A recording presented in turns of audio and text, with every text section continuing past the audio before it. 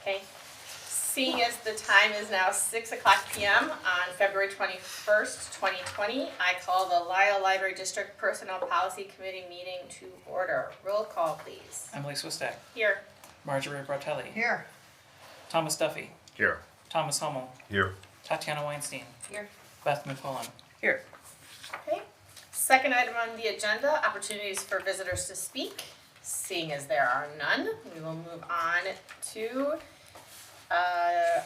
agenda item number 3, approve minutes of the November 6, 2019 Personnel Policy Committee meeting. Can I get a motion?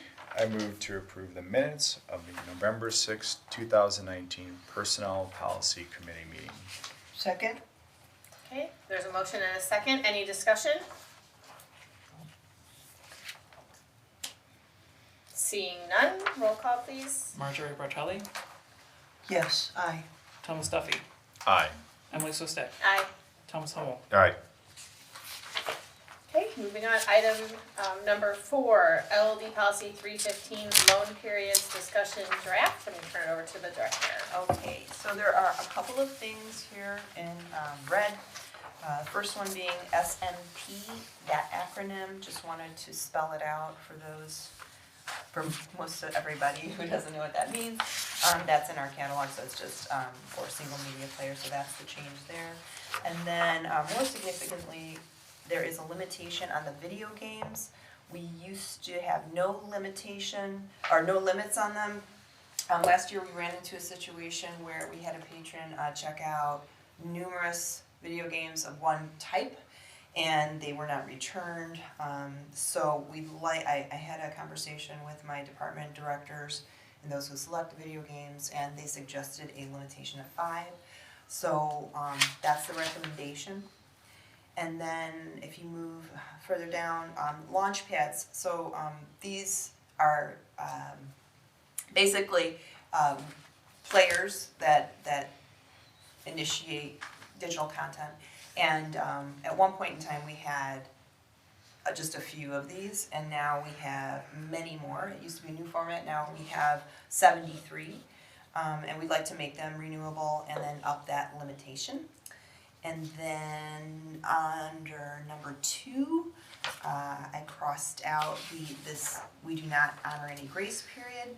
That's actually not true. We do actually provide some grace periods from time to time, so we removed that sentence and then we just shortened the Lisle Library District to LLD. Any questions on any of these changes? I don't understand, if you could explain. When you say items with holds cannot be renewed, then at the very top, when you say a hold,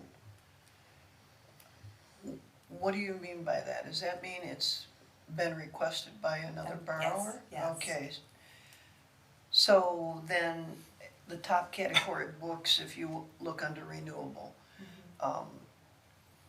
they're renewable 2 times, but if there's a hold, they are not renewable. Correct. Okay, just want to clarify that. Yeah. I wonder if we could put something in that with the items with holds cannot be renewed about Yeah. how Marjorie was asking. Just say, like something about another, requested by another patron or Mhm. something, so that people know what that means. Okay, I mean, just to make it clearer, sure. because I feel like if one of us has a question about it, then I'm sure other people have questions about it as well. Mm-hmm. Thank you. This might just be me, but I'm wondering if the item column, if we could put it like in some kind of order, whether it's alphabetical, whether it's something, just because like video games, and then 1, 2, 3, 4 down below that is new video games. But then there's feature films new, but then there's videos that's separate. So I just, Like in I'm kind of format. like, yeah, if it was kind of grouped together more appropriately, that would Sure. help me. I don't know how other people feel about that. I just feel think like it's good. I just feel like the organization, just to make it easier, especially because video games and then new video games are different. And then there's videos, but then there's feature films new. Yeah. So just some uniformity in the way that they're labeled and then in the order of them. Sure.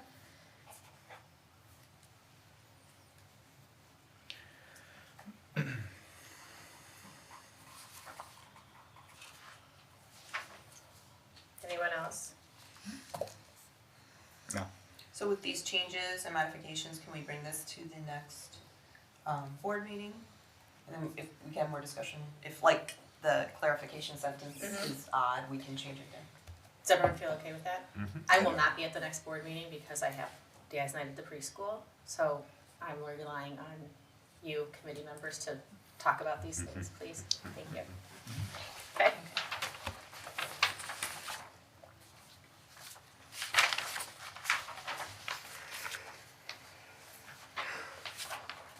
Okay, so then moving on to number 5, LLD policy 325, schedule of fines, fees, and financial transactions, discussion draft. Okay, the only change that was made, if you go to number 2, this particular section discusses borrowing privileges, and it lists the reasons for any suspensions. So we put in there and excludes digital materials, because since you can't keep digital materials beyond a due date, like you can with a physical book, we indicated that it excludes digital materials. So that's really the only change here. That's it, it's tiny, but I just wanted to be clear. Under item number 5, the credit card use, what's the fee for each credit card transaction? Do we pay a fee? You used to, I don't know if it's still the case, that's why some merchants don't accept credit cards, because they pay a fee for the machine and so on and so forth. I just wondered if we're assessed a fee. You know, do you remember if we are anymore? I wish I could have asked that question before coming tonight, but that's okay. I'm not sure if we are any longer. I'm not sure it makes a difference, I'm just curious. I imagine there might be a small fee because we are asking for a minimum, Right. but I can bring that back to everybody. I'll make a note of that. And I mean, if we are, should we raise the minimum from $1 to, let's say, $5? Just asking. How do most people pay their fines? Like, they just give you a quarter? Yeah, cash. So the big fine abusers may have, is that a normal number, $1? $1 is with public libraries. I mean, I can only Okay. speak for them, and we like to keep it as low as possible because some people that's more convenient for them. Okay, You know. that's fine. And if you wanna pay it at the, automatic checkout machine too, you can do it there, but only with a credit card. Yeah. So, Okay. or online, I think you can pay it online with your credit card Mhm, too, right? So, Debit card. Okay, fine, thank you.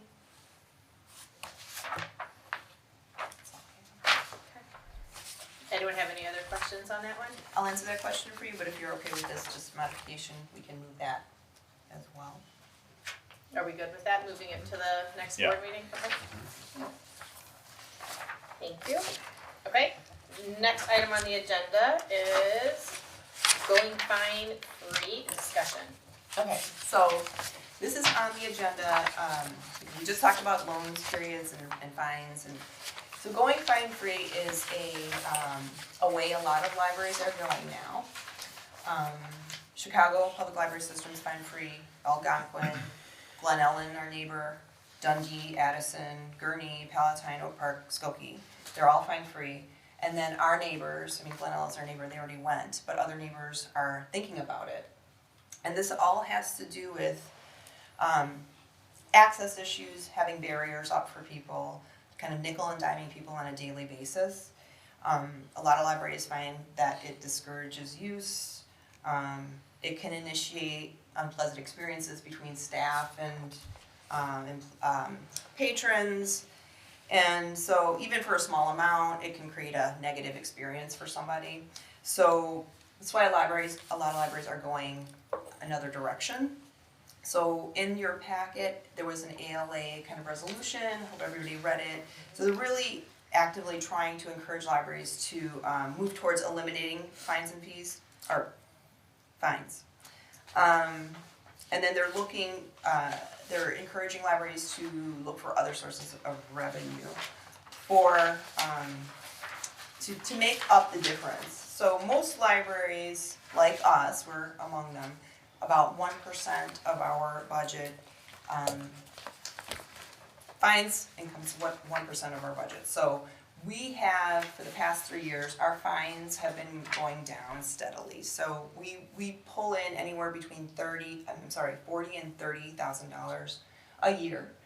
And since we initiated the auto renewals, it's even less now because we did that. So in 17 we brought in 47, in 18 we brought in 43, in 19 we brought in 38. And then we're projecting at the end of 2020, 23. So, and that's due to the auto renewals. So it's chunking down. And so there are questions. So like, do fine-free policies actually lead to increased circulation? And so in that report, it did say that yes, on the most part, but the percentages are very different and varied amongst different libraries. And then one of my questions was, you know, is that incentive to return the materials, like, is there any incentive to return materials if you take away your fines? And the data that was provided in these articles say that there's a lesser effect regarding like the shorter term, but for the longer term, it really doesn't make a difference. For people who are just taking things out for the longest term, they're not going to bring them back whether you're fine free or not. So it's about a 1% difference in terms of if you keep your fines or not, and that 1%. In terms of return, I just don't think it's worth. I don't think it's worth it for like the goodwill that we would instill in our community, and just the environment in the library with staff versus patron interaction. And I think there are some ideas to help rebuild that revenue outside of kind of the nickel and diming of patrons. Glen Ellen instituted a passport program where you can register to receive a passport at like Walgreens or at the post office, and the library has to become a certified station, and staff have to be trained, and there's a very minimal expense involved, like camera, but you know, instead of a patron paying a couple of days worth of fines, if a patron comes in and actively wants to pay for a passport, it's a better transaction. And Glen Ellen, we did some research on this, they actually pulled in $40,000 in 1 year just doing the passport program. So it's almost a kind of a wash in terms of the monies we bring in with fines as opposed to doing something that's actually a service for people and a service that people want to pay for. So let me see where the rest of my notes. Oh, and so there's more questions about. So does it really take care of returning items? And just because you go fine free doesn't mean that there isn't still a due date on the materials. Mm-hmm. And we have, after 6 weeks, that's when patrons receive notification on being billed for their materials. So we have 3 renewals, so you have them out for 3 weeks, and then you can renew up to 2 times. After that last renewal, there's again 6 weeks of time before you are billed for materials. So we would probably whittle that down. I know that Warren Newport did that. Theirs are after 2 weeks after all of their renewals, then patrons can be billed for them. And then we also have replacement fees for materials if they're lost, if they don't never return, you have to replace them, and we have a $5 processing fee. So there's lots that goes into it and lots to explain, but I just wanted to open up the conversation because a lot of libraries are going that direction, and then open up the conversation to adding a new service that might help with the revenue. So that's it in a nutshell. Thoughts? I have 2 questions. Have we gotten a lot of feedback that patrons would like to see us go fine free? And number 2, before I forget, would we still block patrons when they would have been overdue? And what is a block exactly? We would, The blocks would still happen, dependent on the time frame of how long something's out. So it would depend on what we say when a block would occur. So like after $10 worth of whatever, currently you're blocked. Okay. That means you cannot borrow materials, physical Any materials. material. Physical Okay. materials. So that would be up to us to adjust and kind of look at and see, but yes, blocks would still happen. To your first question, we've been asked that by patrons, but Okay. because it's a nominal fee, some patrons really don't find it, intrusive, but we don't know Sure. from the people who we do turn away because they're not here. So it's really weighing where we wanna go, in terms of being a little more open, yet still having responsibility in terms of billing people for materials that never come back. It's been suggested for children also that it's harder to be responsible sometimes in your family, so that they felt like this was a good mix of not having fines for children's materials. Yeah, some libraries just do it for children's materials. I think that's their first step towards it. I would be more proponent of doing it across the board instead of piecemealing it. Well, one of the things that I thought about too was, for our patrons from lower socioeconomic backgrounds, does this, if they have a fine, is it creating a barrier for them then to come in to get more services, to access the materials? Do they feel uncomfortable, Sure. embarrassed? Are they not gonna come back in? And I almost feel like it's just removing that barrier then.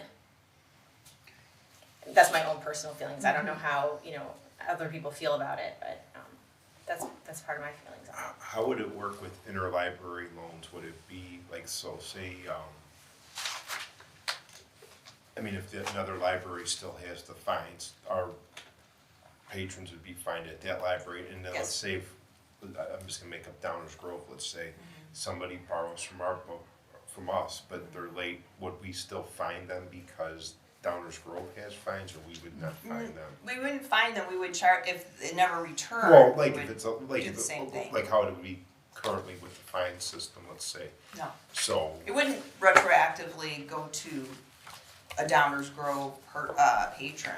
Like, we wouldn't incur, they wouldn't incur Well, our let me previous ask fines. this, how does it currently, if, like a Downers Grove patron borrows from us and they're late, they get fined, like, we have fines now, Yes, so they they're would be fined fined. what we, Correct. So you're not talking about interlibrary loan, you're talking about if they came in with their Downers Grove library card to our library Well, that, and did that, as Yeah. opposed to they're at Downers Grove and they're requesting that the book gets shipped to their library. either or, I guess. Well, it's different. Okay. It's different. Well, So that's why I guess two scenarios, borrowing Asking for here clarification. and then interlibrary loan. Cause do you guys fine for library loans, or is it just if they don't return the book? we find, our fines are the same. Okay, I mean, correct me if I'm wrong, our fines are the same if they're, our fines are our fines. So if Yeah. Downers patrons check out our materials, they're fined what our Correct. residents are Gotcha. fined. Same Yeah. with, if it was interlibrary loan from Downers Grove, okay. they would still be fined what we charge. So it's not like a reciprocal, which is fine, but I guess where I'm coming from now, let's say if we go fine free, but another library isn't fine free, is there gonna be a reciprocal rate, meaning, No Okay. special rate Okay. is that if you as a Lisle resident interlibrary loan something from another library and we're fine free and you keep their book out, you're still going to be charged by that library. correct, but I think what I'm trying to say is, I get that, that's my point though, so would we, and maybe it makes it too complicated, so probably would it be beneficial to do this by, I guess, like when for example, like when I have to pay a regulatory fee for my company to another state, some of the states charge based on reciprocal rates, some are just a flat, whatever, a couple $100, whatever the case may be, or it might be whatever Illinois charges their companies. So what I'm saying, and maybe it is too complicated, so forget it, it would be. I'm just thinking- thinking No, I'm through it. just saying, if like a Downers Grove resident borrowed from us and we're fine free, but had they borrowed from Downers Grove library, they would be fined. Or actually, let me say that the other way, if a Lisle resident went to the Downers Grove Library and got fined, so why should our patrons be punished in Downers Grove and a Downers Grove patron? If they're, if they're using Yeah. their services. Yeah. And in our current policy, it's under number 3, the one that policy we were just talking about. And it does say, 3B says, items obtained through interlibrary loan for Lisle Library District residents are subject to fines and fees set by the loaning institution. So, So like Downers could charge you $10, and if we, I mean, that's up to Okay, them. but forget it, it's you know. probably, it wouldn't be material enough to even worry about some technicality like that. I really believe a lot of Illinois libraries are going to go Fine, fine-free. free, okay. So that was the first question. Second question I had, I know you mentioned, so like if there's like a lost book or replacement, we're gonna move up the time period on that a little bit, or no? If the there's a- director said that yeah. maybe we'd move it, We would- right now it's 6 weeks is when Yeah. it sends We out would the adjust it bill, down, but that it probably, yes.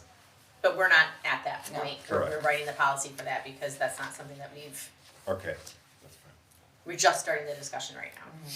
If we go fine-free, and we just talked about, the loaning library, let's just say there was a large fee. Should patrons be advised of that? I mean, if we're fine-free, and let's say Downers Grove still has the fines in place, we may assume that they're fine-free?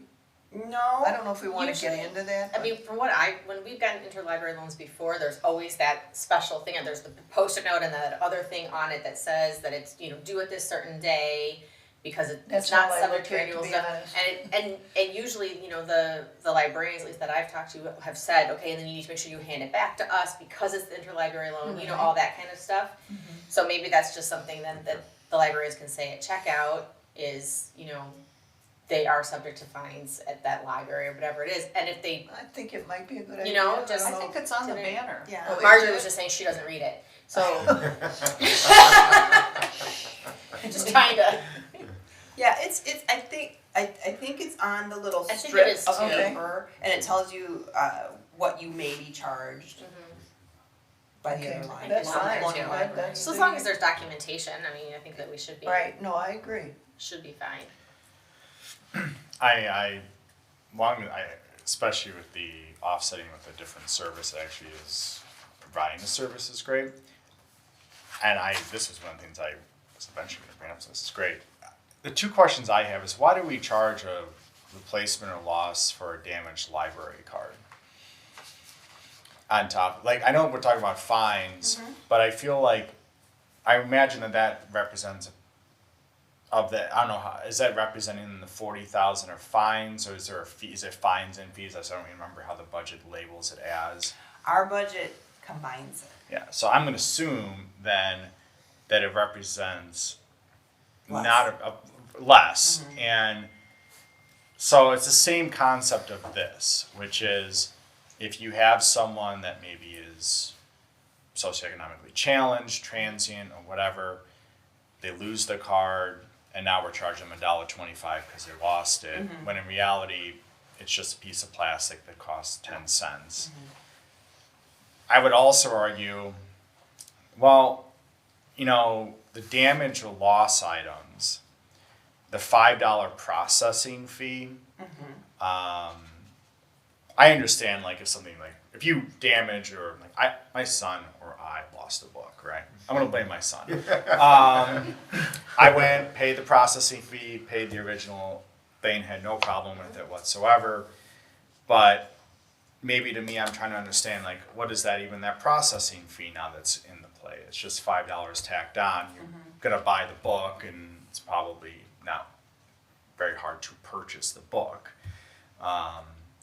Same principle of removing some of these barriers, especially if we have an offsetting ability to get this revenue in. Just say, okay, if you lost something, you're gonna have to pay for it if you've lost it. Or something to that effect, but we're not gonna nickel and dime or charge on top of that.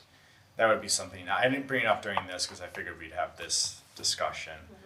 I think it's a valid Yeah. point, to talk about the processing fee. I know that just from years and years of working here, that $5 has been there forever.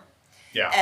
And part of that $5, how we determined $5 way back when was ordering the material and then doing more of the, what, it's librarian speak processing, it's cataloging and or putting stickers on it, putting the barcode on it, if there's, help me out with the process. Covering the type, covering the book. I mean, this is the back end of the stuff. That's what I figured. But there have been changes since way back when. So a lot of our processing gets done at the vendor. So that $5, it could be whittled down to $3, it could be taken away. I think that's a conversation to have. But, and it's also staff time. So ordering material, like spending the time to locate and connect with the patron, it's just staff time was also kind of in that equation of that $5 of what it takes to bring that book in, catalog it again, blah, blah, blah. So I think that's what, determined that $5 way back. Oh, yeah, it makes sense. I mean, I think it's something to think about, especially if, again, as we explore the alternate revenue source to offset this, then to me, it's like, well, it's we're replacing it, so we're not losing anything within the budget line, and on top of that, just removing these barriers of to the spirit of why this is all going on in all the libraries. Right. But I think the card replacement charge, I think that's a very valid point. I mean, it's nominal to some and not to others. And then talking about processing, I think that's a valid argument. Some libraries give you one card replacement free and then charge on the second one if you lose a second one. Like, truth be told, I usually never have my card on me, so that was the thing when I come here and look up through the phone number. I mean, just I think you guys will probably know this better than I do, which is the way of actually using the card is probably 10, 15 years from now, everyone's just going to be, it's either a phone number or something. But I use the app. The app. The app is perfect. Yeah. Right. But I do know the card comes in Like handy anymore. for socioeconomically challenged individuals that may not have cell phones or a phone number Or a smartphone, address. yeah. Yeah. So there is that component of it. But then if that's the case, I don't want to charge them for losing it because they're probably the ones that are going to be using it in the future anyways. Right. Right. Yeah. Agreed. So, any other thoughts about going fine-free? So my question is, do you want, for whenever we meet again, do you want to see what a draft might look like for a fine-free policy? What's funny is, we started looking for policies out there, and a lot of libraries don't have a fine-free policy. They have things like, Gurnee has on their website just, stating, hey, we're going fine-free, or we've gone fine-free, or something like that. But, we could definitely, since we have policies that refer to fines and fees, have an addendum or have something incorporated into that. Would you want to start it out with a pilot program or just go right into it? Once you do that, you're Okay, going okay, fine-free. okay. But we could look at a draft and I then think kind of that's a take good that idea. apart and go from I there. think that's a good idea. Okay. To do that for the next Now, meeting. would that loss to renewal process be in there too, or that's separate? Oh, yeah. I have a question. I know that we said for item number 5, LD policy 325, the schedule of fines and fees, and that we were gonna send it to the next board meeting. With the changes that were there, that's just that one excludes digital materials, but now that we were just talking about the replacing lost or damaged library card, should we discuss that in more detail, and then if there's a change there, then send it to the next meeting? Like, if we're gonna visit the policy tonight, I kinda feel like we should just make sure it's exactly what we want it to be before we send it to the whole board. I agree. I think we would, in theory, right, we would send the fine-free policy coupled with the fine, that other policy together as one. And What do you guys think?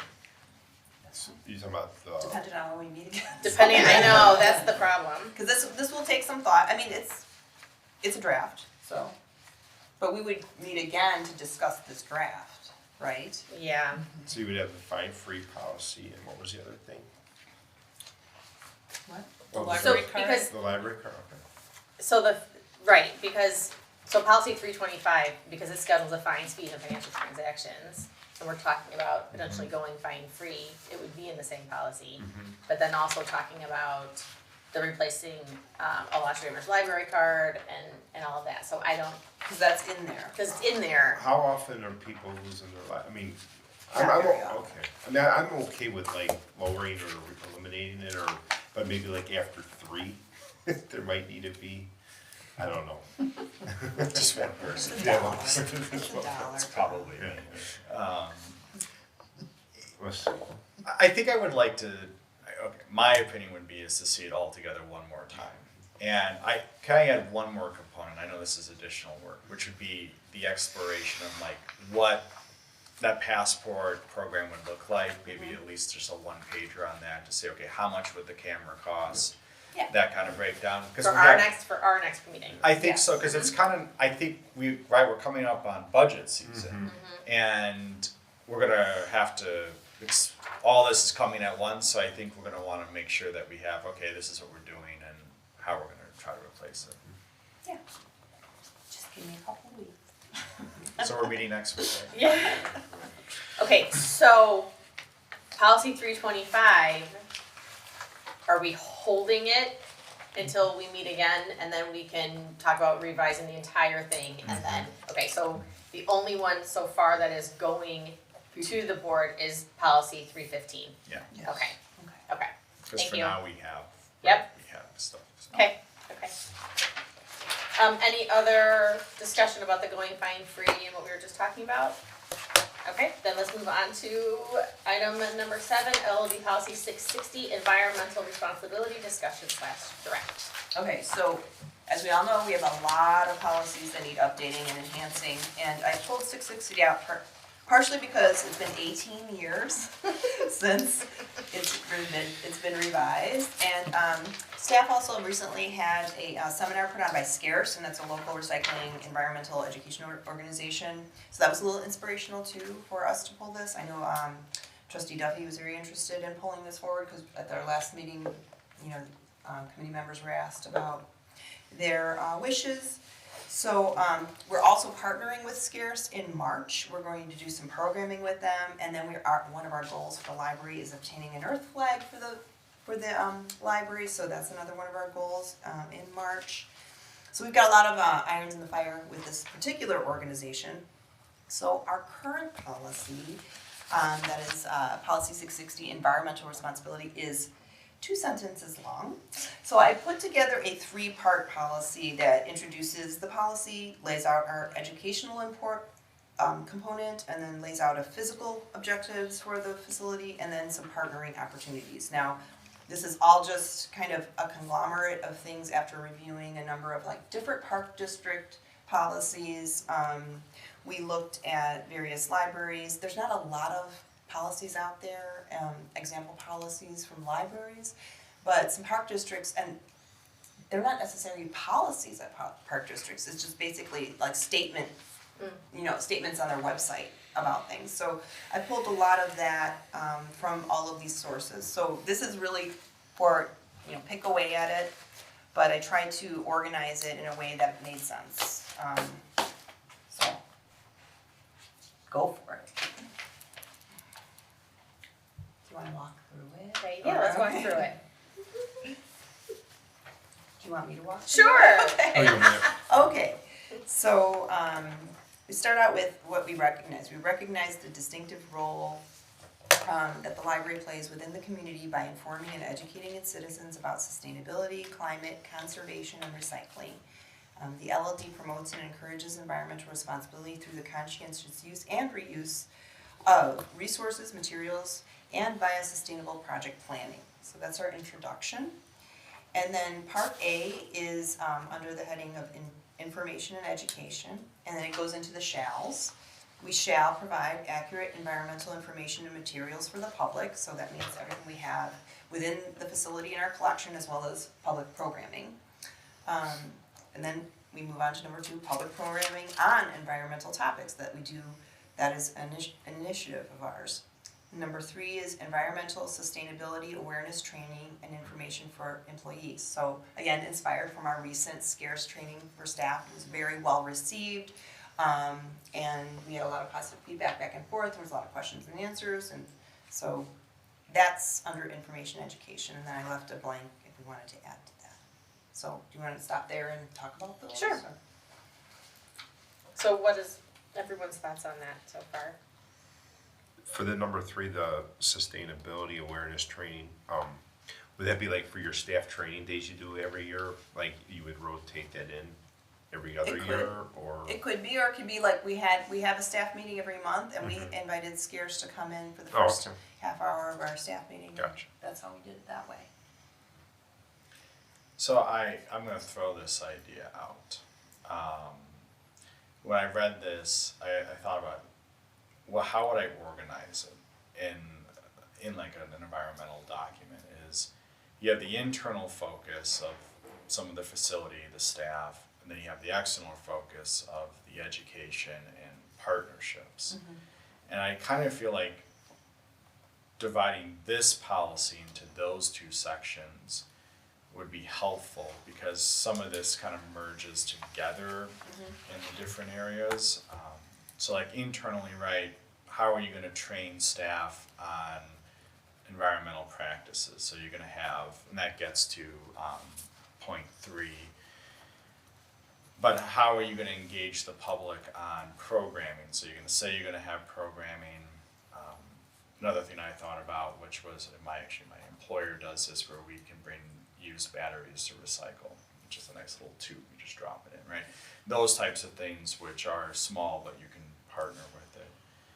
And then, but going back to internal, it's okay, how are you gonna do education, but are actually your practices that you're gonna do related to environmental responsibility? So how does that divide out into electric usage? I think this all kind of started when I saw in our budget how we keep spending more on electricity. How do we recycle? Like how do we buy products that are all recyclable? Stuff like that.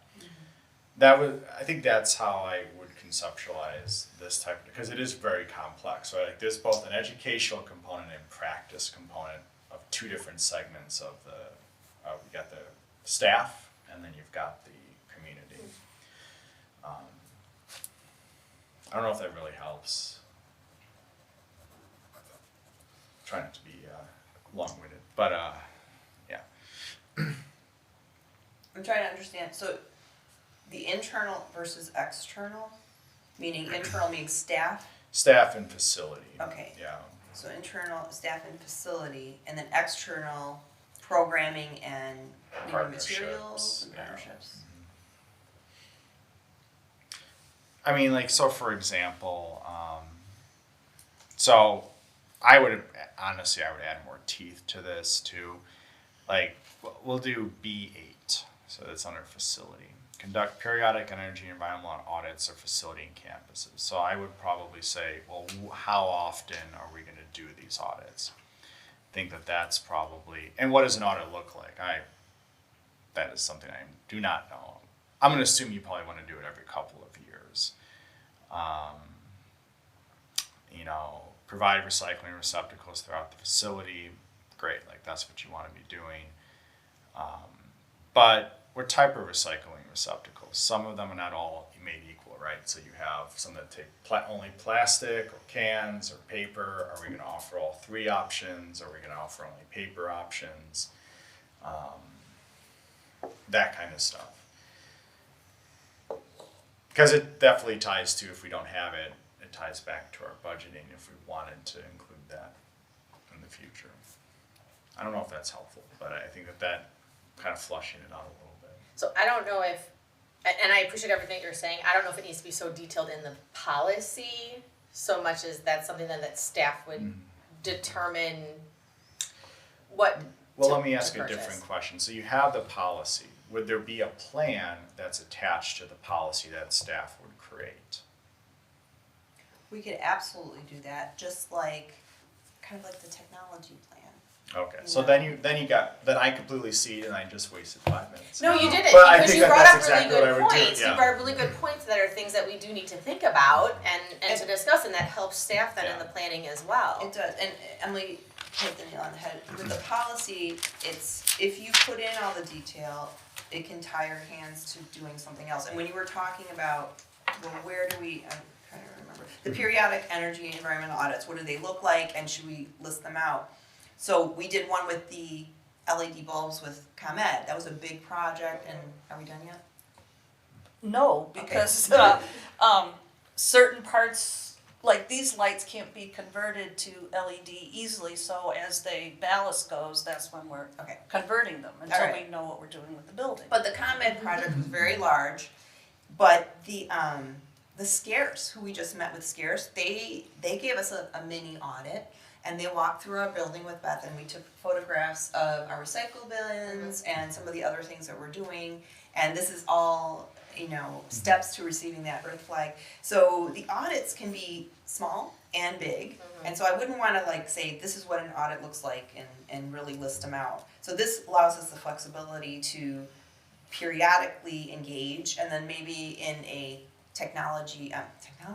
environmental paper or some kind of statement, report that we do once a year, we list out kind of like the initiatives. No, then that's completely fine by me. And then, like you were saying before the meeting, the new water fountain. How- Beth, you wanna mention Beth. something? Oh, okay, so we have a bottle filler Yep. up in the lobby connected to retrofitted to the water fountain. And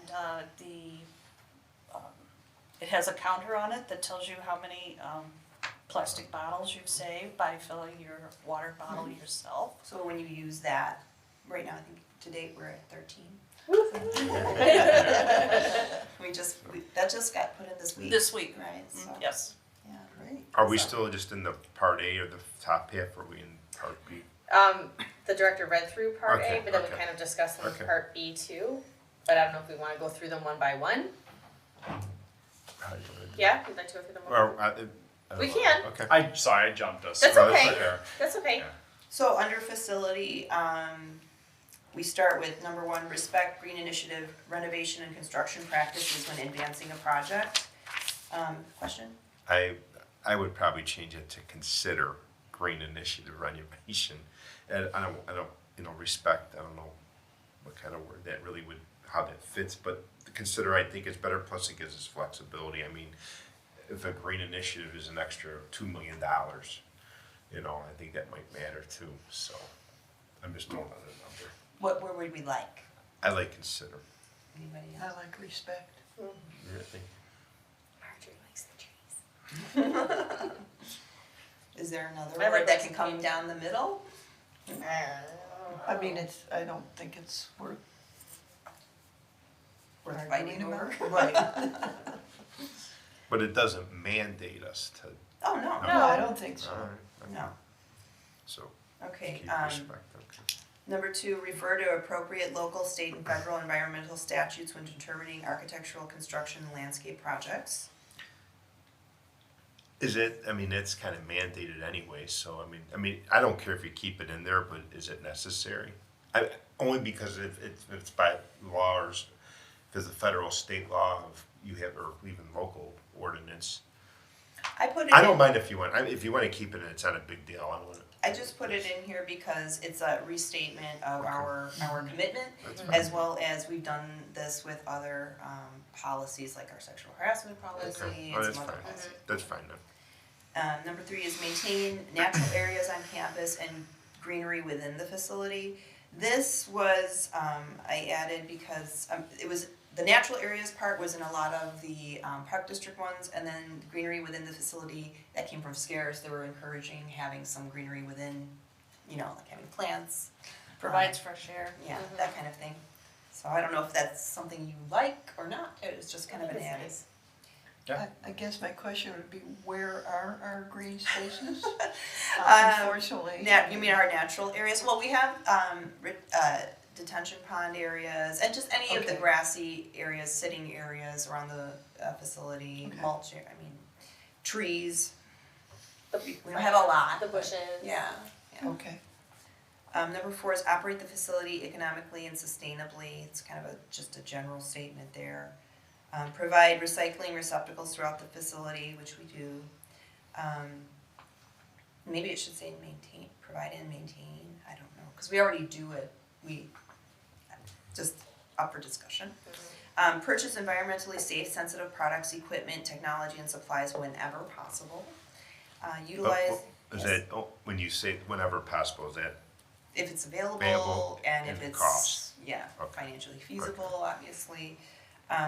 Utilize professional expertise when necessary, and now, then, I got a question, so that'd be like, for what, I know you're not talking about like the scarce group that comes in and like does the presentations or even the audit they did, are you talking about like an energy audit professional or? again, I think that's just a flexible Okay, statement, so if that's we fine. wanted to do something, like construction wise, and we needed a professional to talk to us about some kind of Gotcha. environmental something, we are stating that we would like to employ someone who's got the expertise to help us out. And then conduct periodic energy and environmental audits of facility and campus. Is there anything else regarding the facility that we'd like to add? Okay, and then under partnerships, C, strive to be a green leader within the community by working with reputable environmental organizations locally, statewide, and nationally. Cooperate/participate with local agencies in green initiatives, and then actively seek new ways to collaborate with environmental organizations. I think it could be redundant or seen as redundant, I don't know, I just threw some sentences together. So if you wanna reword it, we can do that. If I could actually go back before we get into, all the way up at A, with number 2, A2, public programming on environmental topics. So are you talking about like programming, like programs, like to, Public or programs. books, or all of the above, pretty much? I think But- A A is the materials, yeah. Okay, and then, or 1 was materials, sorry, and Yep. 2 is the programming. so program, okay. Would there be a balance in programming? What do you mean by that? Well, I mean, it depends how far you wanna take this. I mean, if it's gonna be like if it's just environmental, like this is how you could do your house to make it more environmentally sustainable, that's fine, stuff like that. If it's like a group maybe talking about climate change, is there gonna be a counterpoint? Because some people think that's up for debate still, so. I mean, it's Yeah. like we do with our materials, we have materials who are pro or con, down the Okay. middle. That's fine, We try to provide a balanced programming Okay. schedule That's across fine. the board. that's fine. I can't guarantee you that every time we have something that talks about some initiative that we're gonna have a counter. Well, I mean, if it's like just about like making your house more green, that's fine. I mean, there's really not a counterpoint necessarily to that, I would argue. I mean, that's a voluntary thing to do. I just didn't know if it was gonna go above and beyond the library. We like to provide facts at the Yeah. library in terms of programming, Yeah. and so I think we're gonna stick to that. Okay. That's fine. Well, I don't know if you're gonna like this one. C, can we add something to the effect of like engage the community with partners? So isn't the library doing this? Say again? Engage the community with partners, or how you classify the partners, so this is in the partnership category. On the importance of environmental responsibility. So we have a lot of cooperate, participate, actively seeking new ways to collaborate with these organizations. You mean like being a part of like an awareness campaign perhaps? Yeah. But the key is that I put environmental responsibility in there. I am sensitive to the greater topic there, but it's one in which if I put that in there just for a little more teeth of engage in the community on the topic versus being a little more passive. Engage is a very loose word, so it can be interpreted in a lot of different ways.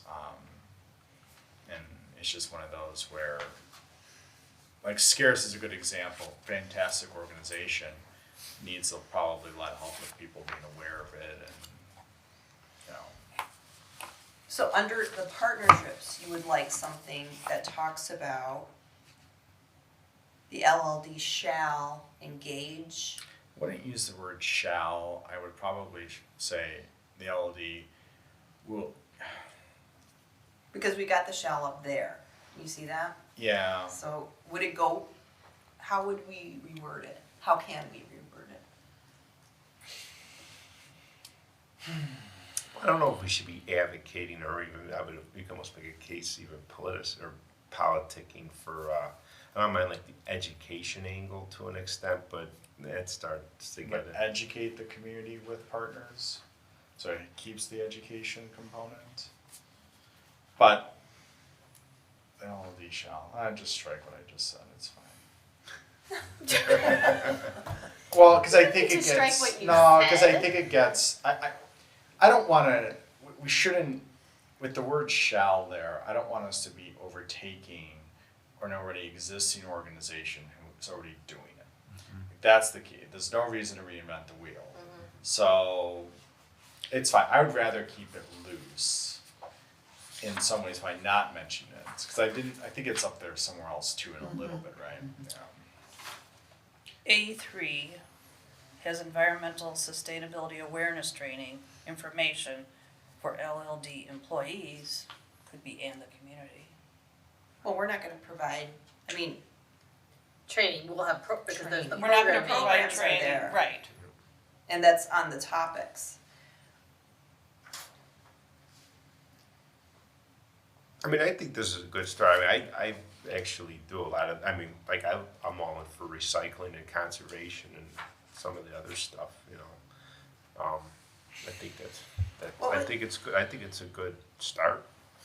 Yeah, I just wanted It's to know beefier what, than what we had. I mean, we literally have, like you said, 2 sentences, all this in black, which is nothing. So, I mean, I think this is a pretty good, at least a good first step. I mean, which is a pretty good first step, actually, but, I mean, I think in I'm sorry, Tom. oh, you're good. I'm still Two thinking if I, times. yeah. Tom, I know, what Tom what's too? Tom's, right? Yeah. Yeah. I thought, I would think in A, number 2, public programming, I think that covers engaging the community with partners. No, I think it depends on who, right, who we have running the programs, Well, that's I right, think that's that's the my question, question, right? Yeah, Right. so. So I mean, is, that- are the programs run by staff, or is this an outside person that's Yeah. coming in that's providing the programming? Either or is fine, like, and that actually was kind of my question, as long as, I mean, if it's like to be, like I said, make your house more, you know, sustainable or more green or, fact-based programming. yeah, whatever. I mean, it's fine, I would maybe go to some of that stuff, I don't wanna spend money on electricity. I wanted to know what the I mean, no, spirit, I'm not being serious though, I mean, I'm okay with that, that was my only question is what, if it went a little bit maybe too far, but since it doesn't appear it would go too far, We're not I'm actually doing good, that. that's fine. I just wanna know what the spirit behind Tom's initial, cause he was looking at it under the partnerships umbrella, so I wanted to learn a little bit more about where you were coming from in that one. Well, because I don't think it's not our job to be the leaders in this. It's our job to help facilitate our leveraging who we are. And I think I actually have maybe a solution. C3, can we just add at the end of that, actively seek new ways to collaborate with environmental organizations and the community? So it's just simply, we could seek new ways, doesn't mean anything else. I just feel like I don't want us to be, a lot of this is focused on what we're doing as the facility and the partners we're working on.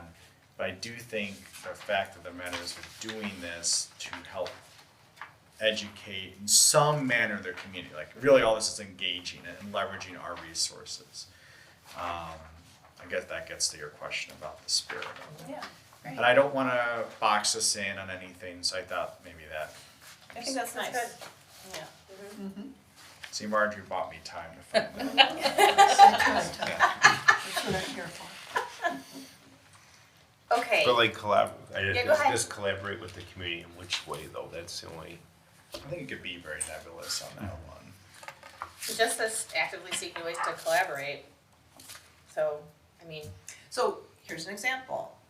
In March, the Village of Lisle is doing a massive recycling sustainability drive. They did it monthly, right? What? They do that monthly. Yes, but this But is gonna March be is the a big big one one. at Benedictine. Oh, okay, Yeah. gotcha, yeah. And so we can cross-promote our programming with the village, and that's That's right. actively engaging the community about That's this right. initiative and our community, so that kind of checks that box. It's just an example.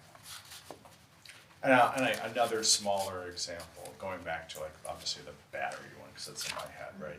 Which is if we ever wanted to, there you have like a little spot where people could use batteries in there. We just would have to collaborate with an organization to drop those off at or have them collected.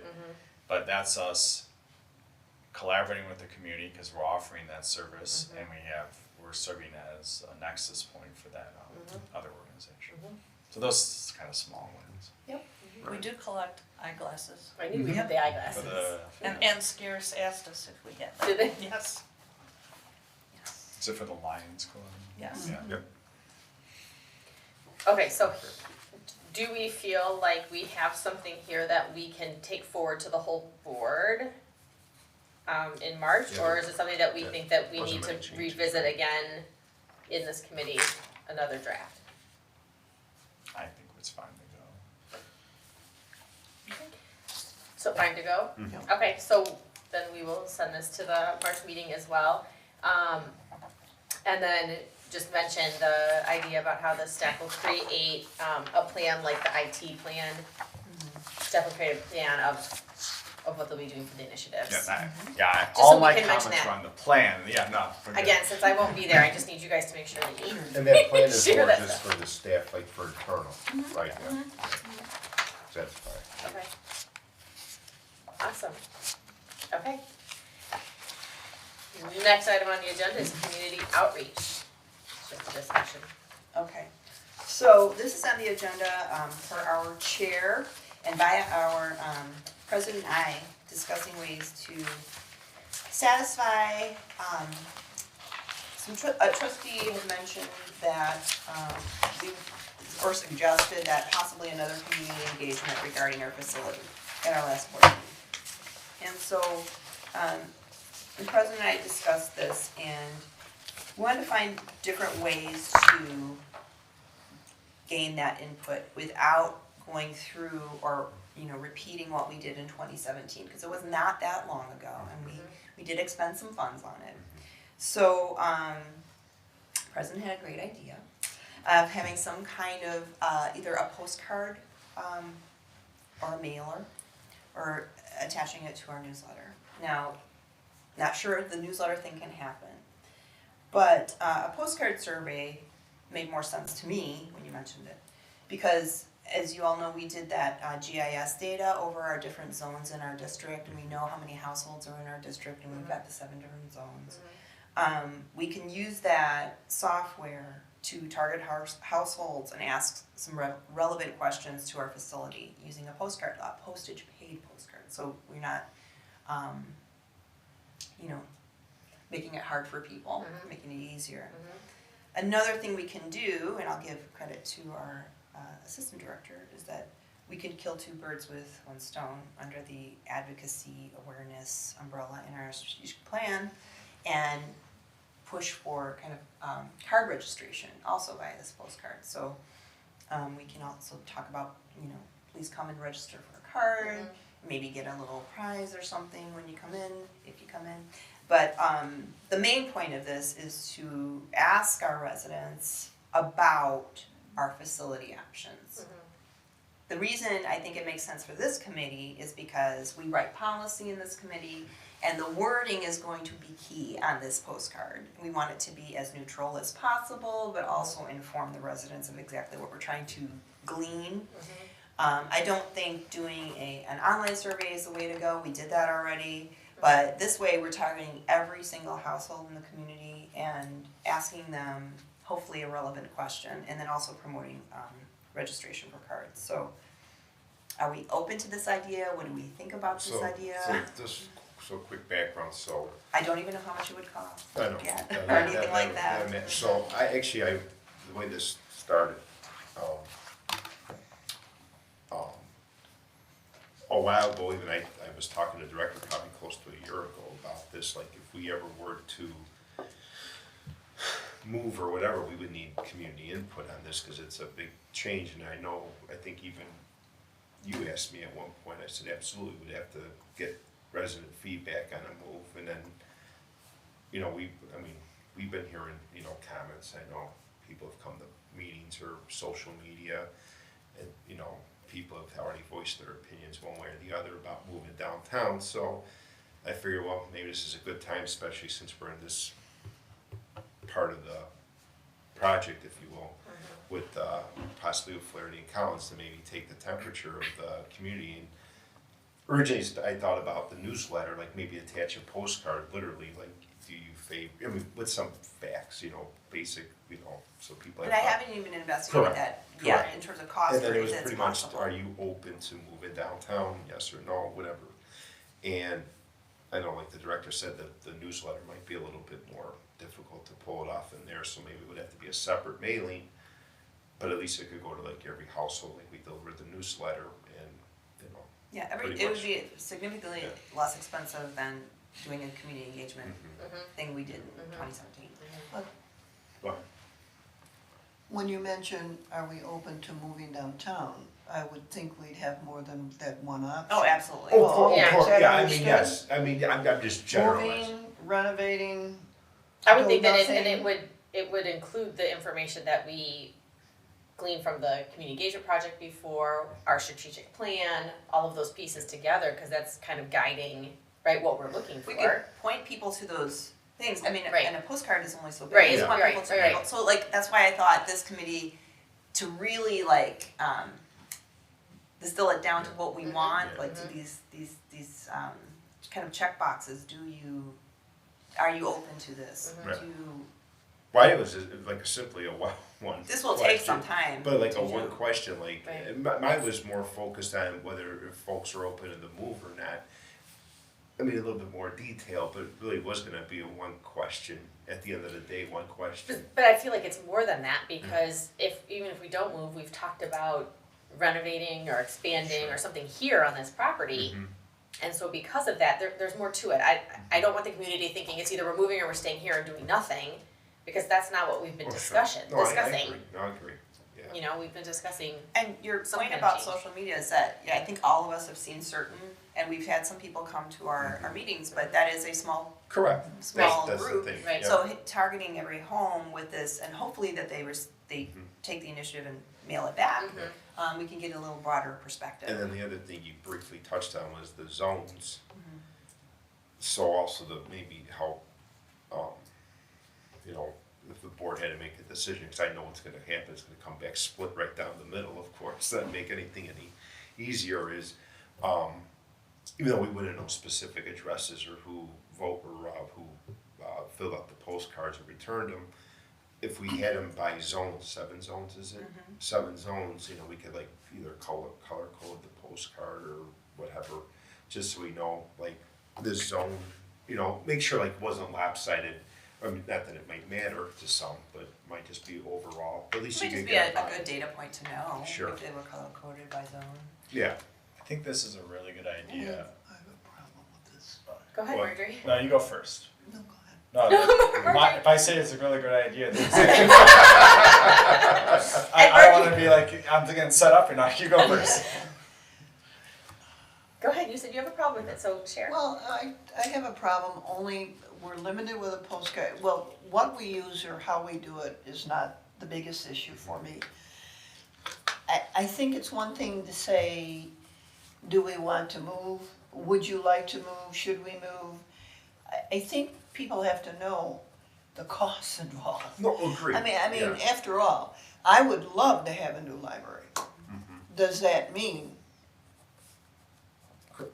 You know, No. if you don't give that any thought, do I wanna move if it increases my real estate taxes? Yeah. I think you might have a whole different answer than, would I Correct. love to have a new facility?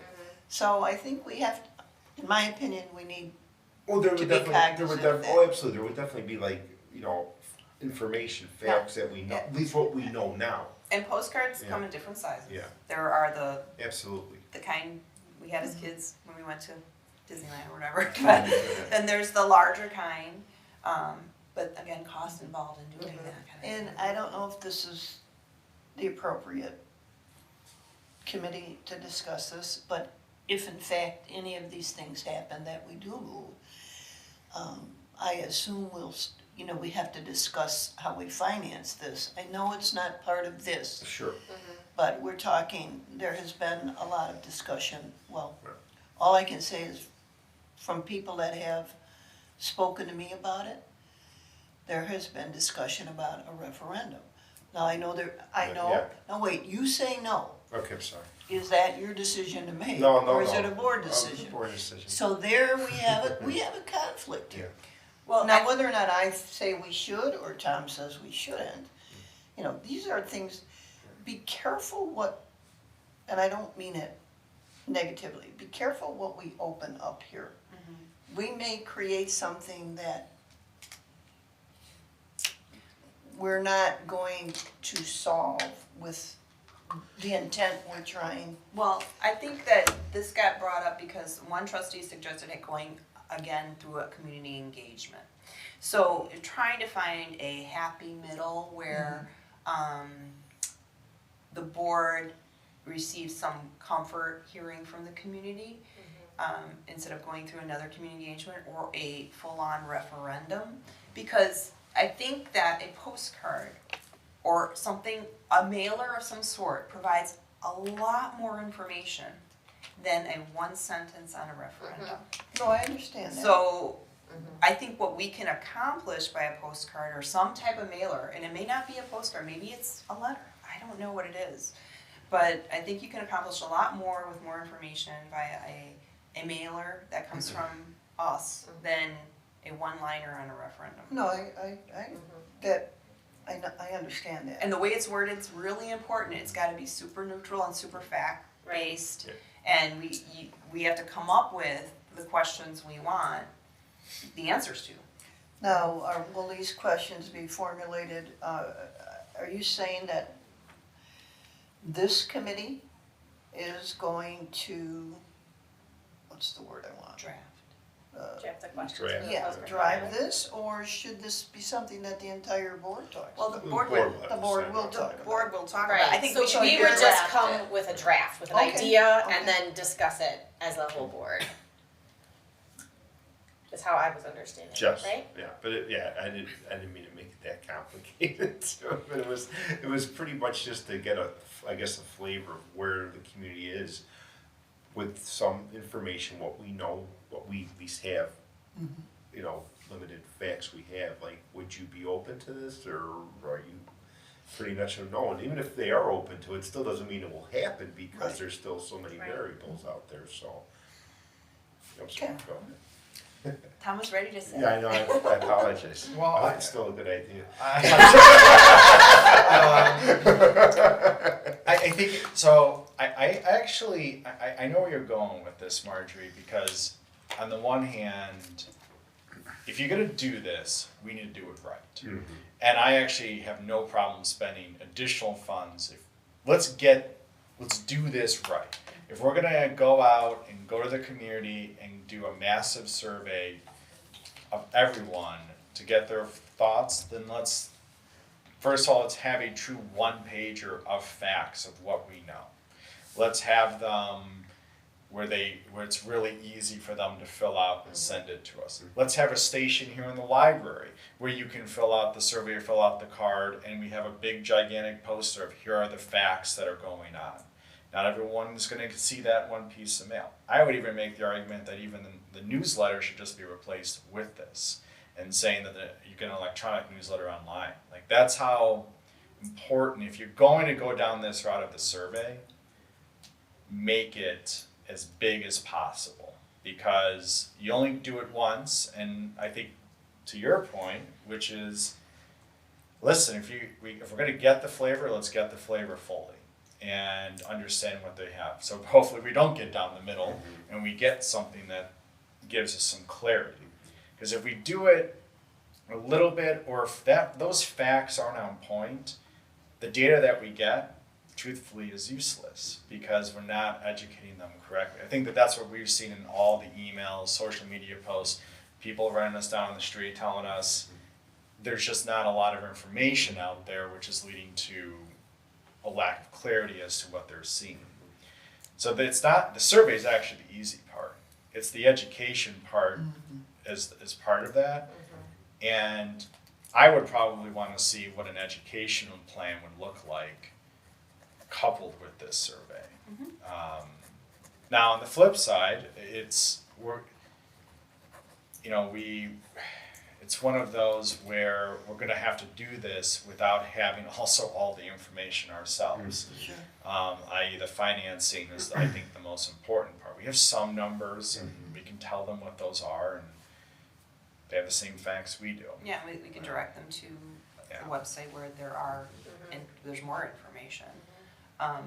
But I think that, again, back to the comfort level for this board, I mean, the board has been through many meetings and have heard from neighbors and friends and seen social media, but we've also have had experts come in to talk to us. We've done due diligence on needs and assessment. So irrespective of what comes back, I mean, the board still will be making decisions. So this is basically like you said, you're opening a can of worms possibly, because some people may just react to not wanting something, not wanting change, So maybe or this something like is that. just for board feedback too. I mean, so people don't think this is like binding or anything either necessarily, or because like I said, if they even say yes, we're open to moving downtown, it still doesn't mean we're moving downtown. And vice versa. Vice versa. Yeah, no matter what, there will be a group or a segment that will not like a decision that's Right. made. Yeah, Correct, that's my correct, point. yeah. Yeah. Yeah. And that's So when we whatever send to comes back. Marjorie's email, Yeah. and we'll be fine. And the only one follow up too with I know you mentioned about putting something out here in the lobby. That's one thing I was a little leery of. That's why I prefer like a mailing, because I think this has happened in prior online surveys we've had. There could be some ballot stuff. Exactly. No, And I just don't, I mean, and although it would be hard to do, I just don't want somebody to fill one out at home. And even if it's just one at here, that's maybe one too many, but if they start, one more trip, one other trip. How about a down the middle, which would be let's, part of the education plan, let's have something front and center about the information on hand. Oh, okay. And then, Okay, I agree with you, yeah, because there's yeah. no way to police that, Yeah. but I completely agree. Like an information sheet, Yeah. that's fine, I guess. Absolutely. Let's be as No, that's fair. I am comfortable getting both the good and bad feedback Sure. on it, and let's just be upfront with everyone Sure. about the information. No, Yeah, I think that's that's fine, that's fair, that's fine. Okay. We can start working on a draft and then. Yeah, bring it here, Yeah. have fun. That'll be fun. Whoever gets to enter that data. And actually, that's actually a good point. I mean, you might want to research like not only the mailing, the cost, but also Of like course. how to tabulate. I mean, you want to probably do it with, you don't want staff counting going one, yes, one no. I mean, you want like somehow to. I mean, you could explore the option of both having where they can mail it, or there is an online link that would take them to it. You just have a banned URL. So that way, for the people that don't want to mail it, they do it. Yeah, you're eating some cost because not everyone's going to do it. But let's say you get 1,000 back, give or take. I mean, that's 1,000 that are going to be entered by human hands more than likely. So there's going to be an error rate there, and that will take time. But Right. that's okay if it's time. I mean, I don't expect someone to pull it around in a weekend. So. Yeah, we might do it that way, and maybe look into like a barcode on each or something. Yeah, that would be good to your point, which is if you did do a barcode, because you probably determine it by, I don't know how the newsletters go out, if it just goes to every single. does. Okay. Yeah. I mean, if there was a barcode that was attached to an address, then you could cross-reference that over with the GIS data. And if you had like that, hey, sign for a library card or something on the bottom, it is getting to that point, so. I have to think about it.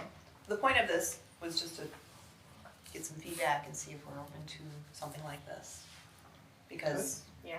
we don't wanna replicate what we did in Right, 27. no, yeah, can't do the same thing. Okay.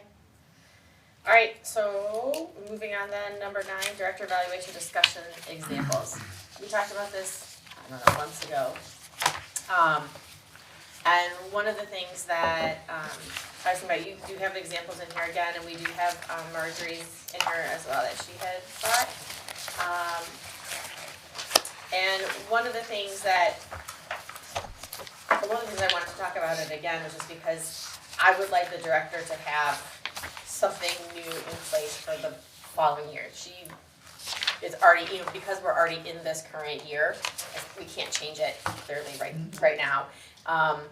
But so then after we go through and do her evaluation, then for going forward after that, to do something different. And so that's why I wanted to revisit it again. So I don't know if you have thoughts since we last talked about it. I kind of want to see what you all think as far as that goes. I guess I'll just start.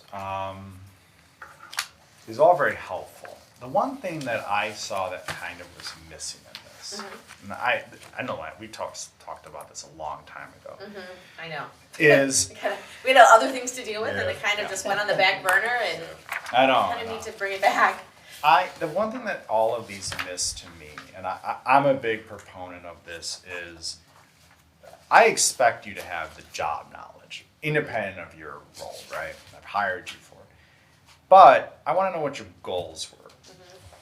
What your target and stretch goal was. So I'm going to use this as just an example, not that it is a goal. But let's say a goal that was set was we want to increase library card numbers by X percentage. Then, okay, then what I want to see from that individual, i.e. the director, is say, here are all the activities that I have done to meet this, and here's the result. So did I meet that? Clear and dry. So that just gets to goals. Then there's the next section of the values / skills. I imagine there's a value-based component of, do you exhibit the values of LLD? And we rate you on that, which is how well do you play with others, and are you a good representation of the organization, that kind of stuff. And the director speaks to all of those too, like here are the activities. I think that's coupled with, I think, what you've been doing in the past, right, Tatiana, is you talk a lot of, you have like a good summary of everything you've done. So what it is it actually piecemealing out and applying it to the different sections, and then attaching it to goals, which I know would have to be developed at some point. And we would need to tie them into the strategic plan as well, because we Yeah. created the strategic plan, so, what goals is she to Exactly. meet for the strategic plan as well. I mean, a lot of these basically had values and skills, stuff like I know the one that's in my writing down has job knowledge, and I exceed, meet, or develop opportunity. I mean, it's okay, but that would be more of like a value. I care more about how you're doing as the values of the company, because that's what the chief executive should be. Okay. Other thoughts, Marjorie? I agree with Tom.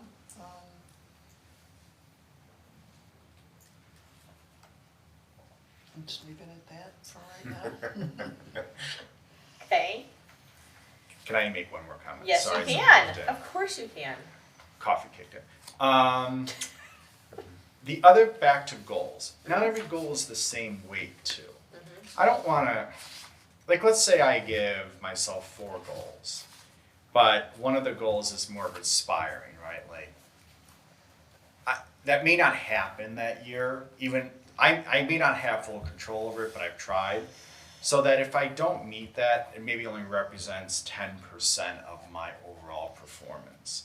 So that's I think an important part too, because that also will tie to the strategic plan. Like for example, if you got a goal this year that says, hey, I'm gonna completely renovate the library or do something with the facility this year, that's not a realistic goal. But I think that would be another core component, which is like, okay, give me 4 to 5 goals, those weights can be talked about between everyone involved. So that way it's also fair to the individual in case something, because if you exceed on something else and don't do on another one, then it's helpful.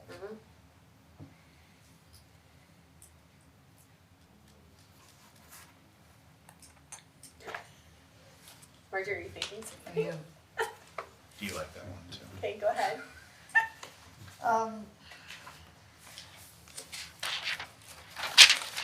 I believe this belongs in a budget discussion, Okay. but we've had, in the past, comments about cutting expenses. So should we leave it at that? Because, from a business perspective, when I was working and I managed people, part of cutting expenses was in my evaluation and part of it was in the budget that I had to manage. Okay. Okay, so I had goals, I had all the things that you spoke about. But if one of my objectives was maintaining the budget I was given, if one of my objectives was if I cut the budget by a certain percentage, I was not automatically, but given an increase in salary. It seems to me we have, at the end of the year, we address increases. I may be wrong, but in my 3 years, my experience has been we give an across-the-board percentage increase. So I don't know, I would like to see a way to manage that. So if that's the budget discussion, I mean, let's put it there. But, and I know this is not a business. This is a not-for-profit. So there, I might be comparing apples to oranges. But where should we have this discussion? And it's not, if it's only myself, well, we can have independent discussions, but, it might be something we need to talk about. And if we're talking about evaluations, this would be the forum right now, so. Any thoughts? Probably more budget related. Okay. I mean, you could make it part of the evaluation. I don't know if it'd be an annual thing though. Like probably 3 years ago, I could see that being part of the evaluation today or next year. I don't know. I mean, it's. I mean, I'm open to it, but it's.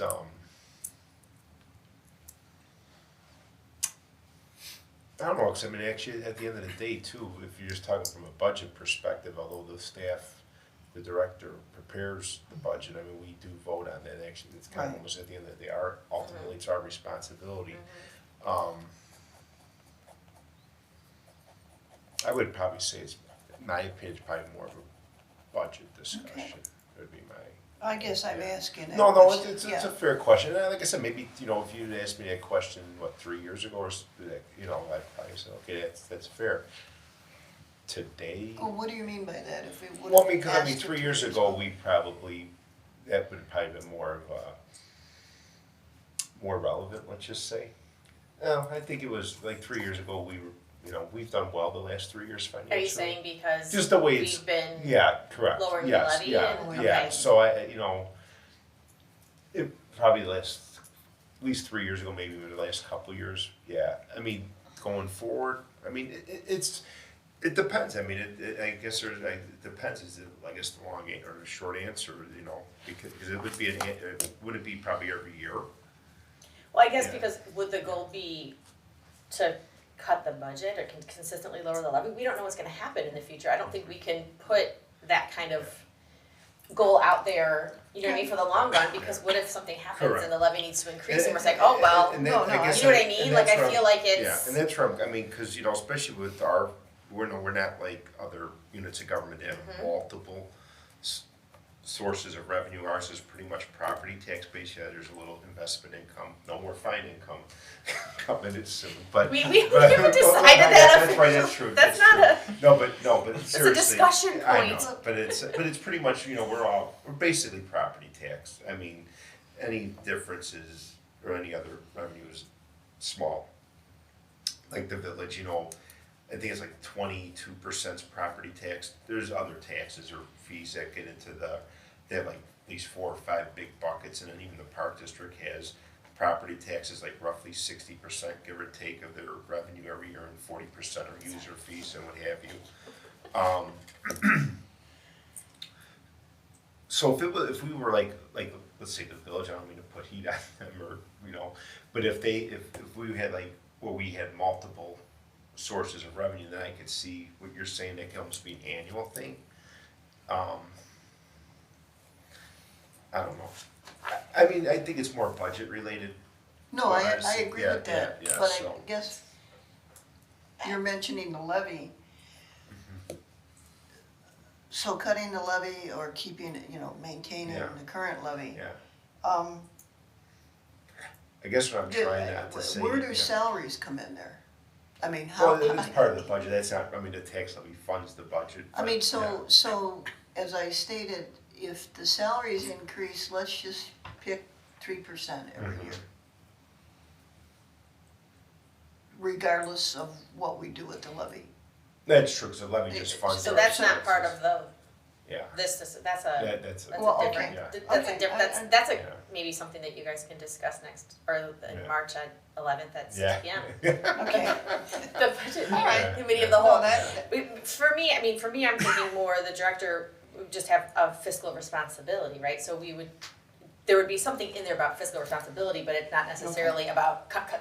I don't feel no, like I it should be. agree. It should be that, because part of the role of the director is, the director is given the budget, and especially with staff expenses, is able to determine how that money is doled out, and how much, you know, staffing and all of that. That's not our role as the board, that's the director's role with what we agree to in that employee expenses part of the budget. Yeah, I think a good example is, so you would identify what the director actually has control of the approved budget, like what's line item. So a good example is vendors, because you go out, vendors under a certain cost, right? Mhm. So you go out and you have this process, so what you wanna say is, okay, if you reach 100% of the budget, right, you've spent the $10 that you were budgeted, great.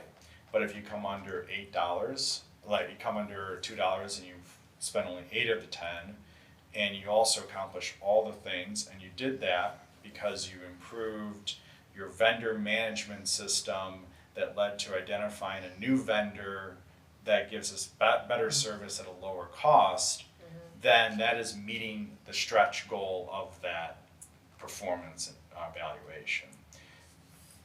That's it's like you only apply whatever the goal is to that individual.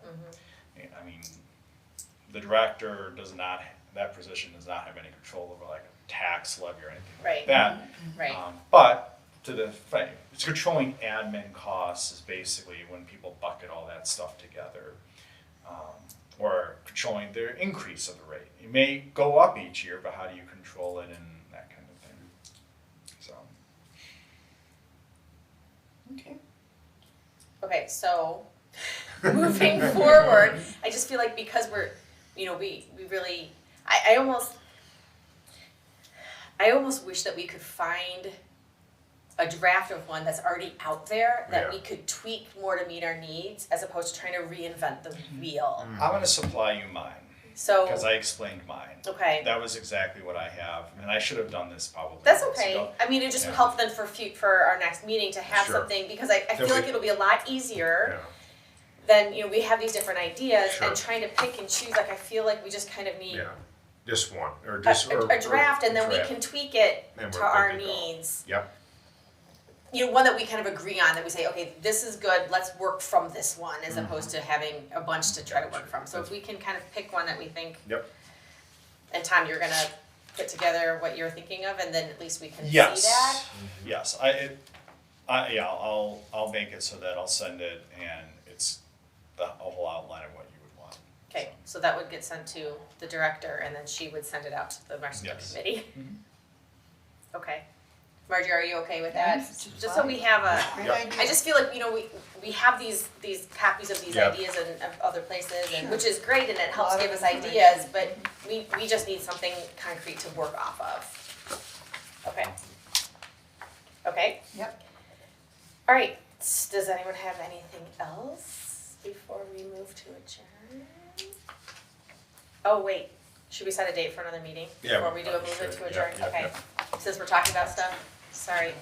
Do you have a calendar? Anyone, or should we wait and we set out dates? We'll do that, since we don't have the calendar on us right now with what rooms are available, let's do that. And you will be getting an email like next week, and we'll figure out what possible dates would work for people and go from there. Does that work for everyone? Okay, good. Okay, then can I get a motion to adjourn? I move to adjourn. Can I get a second? Okay, Second? all those in favor?